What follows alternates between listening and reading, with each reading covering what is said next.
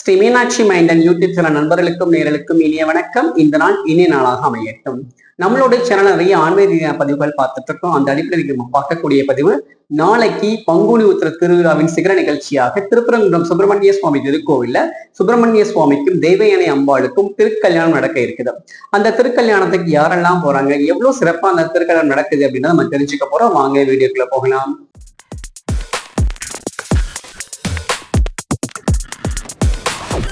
அற்புத கீர்த்தி வேண்டேன், ஆனந்த வாழ்க்கை வேண்டேன், நற்பொருளுக்கு விதல் வேண்டேன், நிலமெல்லாம் பெருக வேண்டேன், கற்பக மூர்த்தி தெய்வ களஞ்சியம் சென்று பொற்பாதம் பணிந்து பாரு, பொய்யில்லை கண்ட உண்மை, திருச்சிற்றம்பலம் தில்லையம்பலம். பொதுவாகவே தெய்வீக திருக்கல்யாணங்கள் இந்த பங்குனி உத்திர நாளே பங்குனியில் நிறைய நடக்கும். இது ரொம்ப முக்கியமா நமக்கு சுப்பிரமணிய சுவாமிக்கு திருக்கல்யாணம் நடக்கும். சுப்பிரமணிய சுவாமியோட அவதாரமே பாத்தீங்கன்னா அவர் அவதரிச்சு சூரசம்ஹாரம் பண்ணி அதற்கு பரிசாக தேவேந்திரன் மகனான தேவியனை திருக்கல்யாணம் பண்ணிக்க. இதான் அவருடைய அவதாரத்தின் நோக்கம். இதோட சிறப்பு அம்சம் என்ன அப்படின்னு கேட்டீங்கன்னா, நம்மளுடைய திருப்பரங்குன்றம் அப்படின்றது பாத்தீங்கன்னா முதற்படை வீடு. அதுக்கப்புறமா சுவாமி அங்க திருக்கல்யாணம் முடிச்சு ராஜாங்க கோலத்துல காட்சி கொடுத்திருக்காரு. இது அங்க ஒரு சிறப்பு. சுவாமிக்கு நாளைக்கு திருக்கல்யாணம். ஏன்னா அங்க நடக்கக்கூடிய நிறைய திருவிழாக்கள்ல பங்குனி திருவிழா ரொம்ப விசேஷமா நடக்கக்கூடிய ஒரு திருவிழா. ஏன்னா இது சித்திரை திருவிழா மாதிரி சுவாமி கோயில் 10 நாட்கள் கொடியேறி 10 நாட்களும் சுவாமி ஒவ்வொரு வாகனங்கள்ல வீதி உலா வருவார். இதுல நிறைய சிறப்பான வாகனங்கள் வீதி உலா உண்டு. இதுல 8ஆம் திருவிழாவில் நடக்கக்கூடிய யானை வாகனத்தின் மீதான கைபார நிகழ்ச்சி அப்படின்னு சொல்லுவாங்க. கோவிலின் வாசல் ஒரு குறிப்பிட்ட தூரம் வரைக்கும் யானை வாகனத்தை சுவாமி எழுந்தருள பண்ணி கைப்பாரமாக கை மீதி தூக்கிட்டு வருவாங்க சுவாமியை. இது அங்க ரொம்ப சிறப்பானக்கூடிய ஒரு திருவிழா. இதற்கப்புறமாக சுவாமி 2 நாளைக்கு வந்து சுவாமிக்கு பட்டாபிஷேகம். அதுக்கப்புறம் சுவாமி சூரசம்ஹாரம் பண்ணாரு.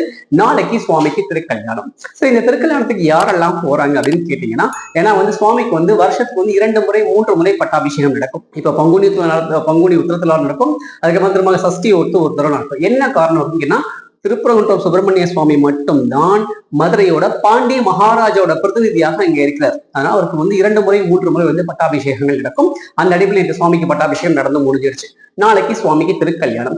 இந்த சுவாமியோட திருக்கல்யாணத்துக்கு யாரெல்லாம் போறாங்க அப்படின்னு கேட்டீங்கன்னா, மதுரையம்பதியிலிருந்து நம்மளுடைய மதுரை மீனாட்சி அம்மனும் சொக்கநாத சுவாமி பிரியாவிடை தாயாரும் போறாங்க. எப்படி போறாங்கன்னா, காலைல 5:30 மணிக்கு சுவாமி அம்பாள் கோயிலை விட்டு கிளம்பிடுவாங்க. கிளம்பி அப்படியே பெரியார் வழியாக போய் ஒவ்வொரு மண்டகாப்படியும் தரிசனம் முடிச்சுட்டு அப்படியே திருப்பரங்குன்றம் நோடிக்கு சுவாமி அம்பாளும் போறாங்க. கிட்டத்தட்ட இங்க இருந்து சுவாமி அம்பாளும் சப்பரத்துல போறதுக்கு ஒரு 3 மணி நேரம் 4 மணி நேரம் ஆகும். 5:30 மணிக்கு கிளம்புறவங்க காலைல ஒரு 10-10:30 தான் கோவில் அடைவாங்க. இப்படி சுவாமி கோயிலை விட்டு கிளம்பும் போது நாளைக்கு மீனாட்சி அம்மன் கோயில் நடை அடைக்கப்பட்டுரும்.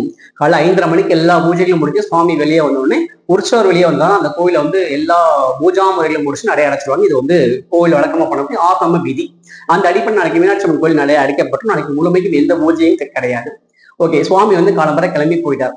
10:30 மணி 11 மணிக்கு போல சுவாமி திருப்பரங்குன்றத்தை அடைஞ்சிட்டார். ஏன்னா நாளைக்கு முகூர்த்தம் பாத்தீங்கன்னா காலை 12 மணியிலிருந்து 12:20 தான் திருப்பரங்குன்றம் சுப்பிரமணிய சுவாமிக்கு முகூர்த்தம் வச்சிருக்காங்க.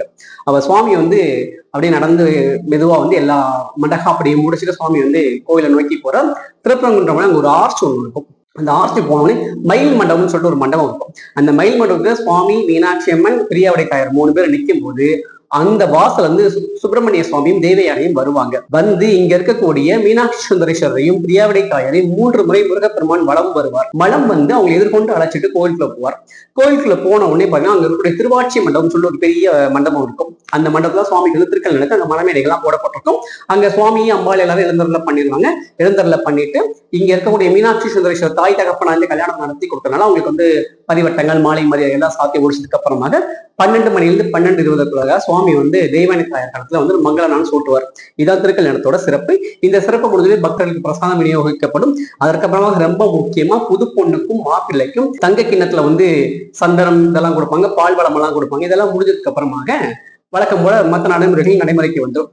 திரும்ப சாயங்காலம் பாத்தீங்கன்னா ஒரு 4 மணிக்கு சுவாமிக்கும் அம்பாளுக்கும் தேவயானை தாயாருக்கும் சுப்பிரமணிய சுவாமிக்கும் அதற்கப்புறமாக நம்மளுடைய மீனாட்சி, சொக்கநாதர், பிரியாவிடை தாயார் இவங்க எல்லாருக்கும் அந்த திருவாச்சி மண்டபத்துல வச்சு ஒரு சேர அபிஷேகம் நடக்கும். இது அந்த திருவிழாவோட மிக சிறந்த நிகழ்ச்சி. ஏன்னா வருஷத்துக்கு ஒரு முறை மட்டும்தான் மீனாட்சி சுந்தரேஸ்வரர் அங்க போறாங்க. அன்னைக்கு சுவாமிக்கு அம்பாளுக்கு அங்க அபிஷேகம் நடக்கும். ஏன்னா பொதுவா உற்சவங்களுக்கு வெளியில போற மீனாட்சி சுந்தரேஸ்வரர் நிறைய இடங்கள் அபிஷேகங்கள் கிடையாது. மண்டகப்படி மட்டும் முடிச்சுட்டு வந்துருவாங்க.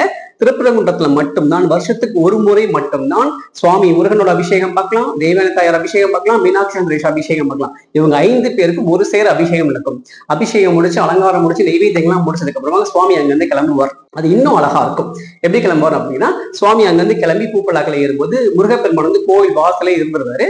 இந்த பக்கமா கொஞ்சம் தூரம் தள்ளி வந்து மீனாட்சி அம்மன், சுந்தரேஸ்வரர், வீயாவடிகாயர் 3 பேரும் ஒரு சப்பரத்துல இருப்பாங்க. இந்த 3 தெய்வங்கள், இங்க இருக்கக்கூடிய 3 தெய்வங்களுக்கும் அங்க இருக்கக்கூடிய 2 பேருக்கும் சேர்த்து ஒரு சேர தீபாவளி நடக்கும். இது வந்து குடைவாசல் தீபாவளி அப்படின்னு சொல்லுவாங்க.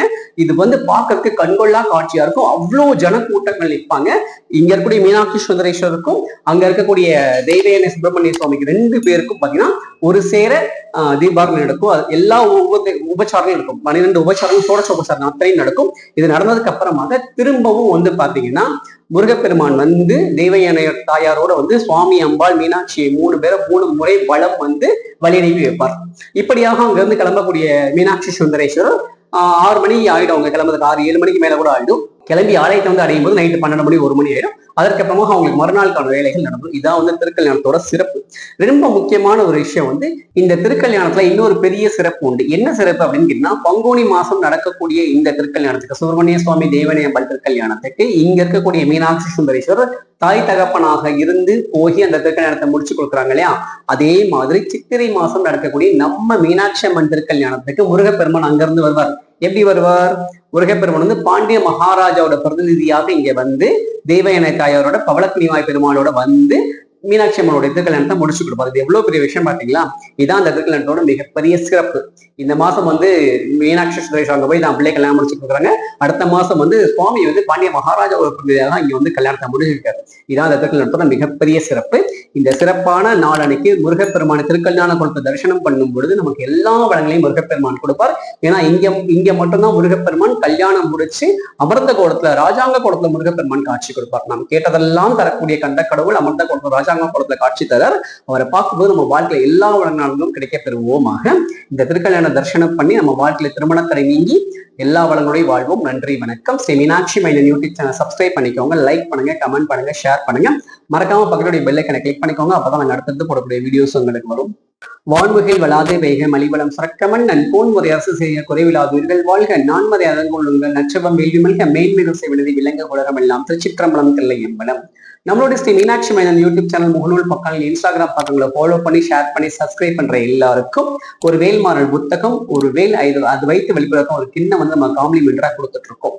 நீங்க எல்லாரும் நம்ம சேனலை சப்ஸ்கிரைப் பண்ணி இன்ஸ்டாகிராம் பக்கங்கள், முகநூல் பக்கங்களை ஃபாலோ பண்ணி ஷேர் பண்ணும்போது உங்களுடைய தகவல் எனக்கு டிஎம் பண்ணுங்க. உங்களுக்கு நாங்க கொரியர் அனுப்புறோம். நன்றி, வணக்கம். அடுத்த பதிவில் உங்களை சந்திக்கும் வரை உங்களிடம் விடைபெறுவது முருகனடிமை ஸ்ரீ மீனாட்சி மைந்தன்.